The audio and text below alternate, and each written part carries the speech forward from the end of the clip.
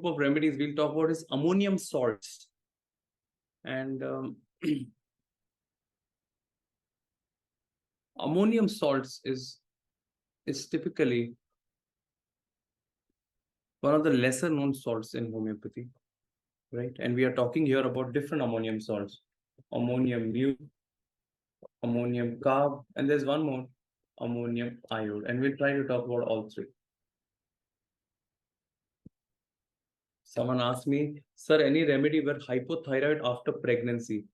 Especially when thyroid is diagnosed during pregnancy or during puberty. During pregnancy, the main remedy is calcarea iode and hydrestis, but only if symptoms match. What can truth, no? That this remedy is very good for this disease only if the patient is this remedy. So the same idea.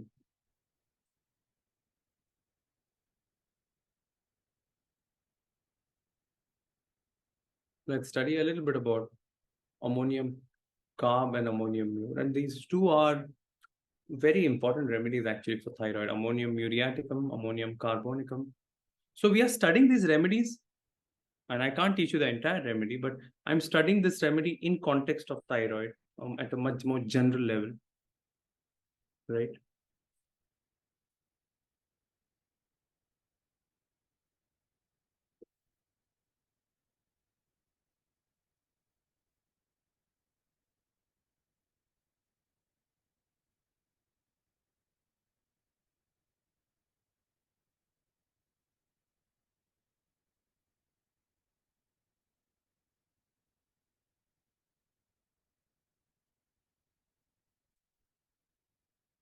Ammonium carb, and you know it's smelling salts, as they say, huh?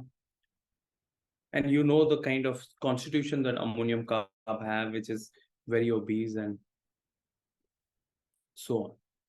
And I've seen ammonium carb to be more used for hypothyroidism, and ammonium mure more for hyperthyroidism. So just because someone was asking me what is the difference between which what you should think about, is that, remember, in general, that what you will see in experience is that carbon element goes more towards hypothyroidism and muriaticum element goes more towards hyperthyroidism. This is just a clinical experience, and this is something that you'll have to correlate. Okay.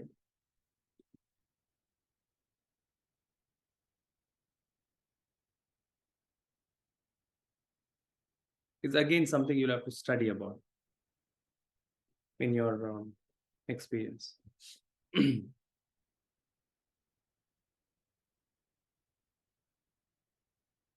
So a couple of thyroid patients that I had, and I'll tell you one of the very interesting thyroid patient I had, whose thyroid was very high, and she used to get a very interesting dream that someone is sitting on her chest, a ghost is sitting on her chest, and they are not letting her breathe. And when you see that dreams, figure sitting on chest and ghost sitting on chest and oppressing her respiration, his respiration, there are only two remedies, and one remedy is ammonium carb. And another remedy is peonia, which is a very important remedy for rectal fissures and rectal cancers. Peonia. So this is a very important pattern of ammonium carb, of suffocation. In fact, it's a very important pattern of the nitrogen theme and the carbon theme here. And at a deeper level, because ammonium carb also has a little similarity to nitric acid, is there's a lot of feeling of excitement, hatred, revenge. This is where, and there's a very interesting rubric here to tell you about ammonium carb. There's a rubric: excitement in the evening, thinking of things others have done to displease her, but forgotten in the morning. Can you imagine the rubric? What means is, at night, every night, ammonium carb thinks, oh, they insulted me. All right. They treated me very badly, huh? All right. These family members, they did something totally wrong with me. I'm not going to leave them. I will never leave them, huh? That's what they did, huh? That's what they did.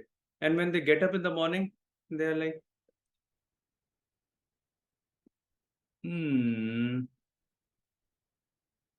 what was I thinking about? This is very typical for ammonium carb. So ammonium carb almost have all this very, very mild patterns of nitric acid, but the difference is nitric acid actually has this hatred and revenge, and he tends to even execute them. And that's why nitric acid is more syphilitic in origin and ammonium carb is more psychotic in origin. The difference between the both miasm is also where in syphilitism, there is a lot of destruction and they actually kind of in a cold-blooded way do things. While in psychotic miasm, they just think about it, and accept it and move on. Hatred, revenge, hatred, person offended, person aversion to certain, also there in ammonium carbonical. Ammonium carb, plain general. And on the other hand, ammonium mur is actually a remedy I learned from my teacher, Dr. Shorkar. And he had two very interesting keynotes that he told me that he uses in every ammonium muriaticum case. And one of them is anger on fasting. Now, this is a common symptom. If you don't have food for some time, you will feel irritable. But he told me that, and this may not exactly given in repertory, but I'm telling you from the experiences that he shared and some more homeopaths shared, and then I clinically verified them, is that when they fast for some time, they feel so angry that they can blast. They can do anything, that they get so angry, they can hit people.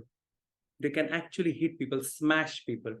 This is the main keynote of ammonium muriaticum. Fasting can make them very violent. And dreams of falling from high place and dreams of water. If you open in Kent repertory, dreams of water, the main remedy is ammonium muriaticum. Interesting, muriaticum, mur. Huh? And dreams of unsuccessful efforts to do various things. And ammonium muriaticum, very often, when you open ammonium mur, let's see, ammonium muriaticum. When you open from Pathak, let's have a look. You can open from boric also. When you open from boric, it looks very similar to natramur. So there is a very interesting root. Have a look. Melancholy, apprehensive, like internal grief, desire to cry but cannot, and consequence of grief. Interesting, no? Almost reminds you of Natrum muriaticum, but there are many more other patterns. And you can see it is especially adapted to the constitution is the upper part is obese and the lower part is very thin. So they have fat chest and abdomen and the legs are very thin. Very interesting. Ammonium mur, and because we are talking about ammonium mur, I have to tell you, I use ammonium mur the maximum in sciatica. Only remember this.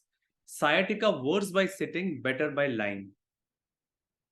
I use this so much in my cases in sciatica that I can tell you it's probably more indicated than Rustock's Nephallium and any other remedy, where sciatica worse sitting, better by lying.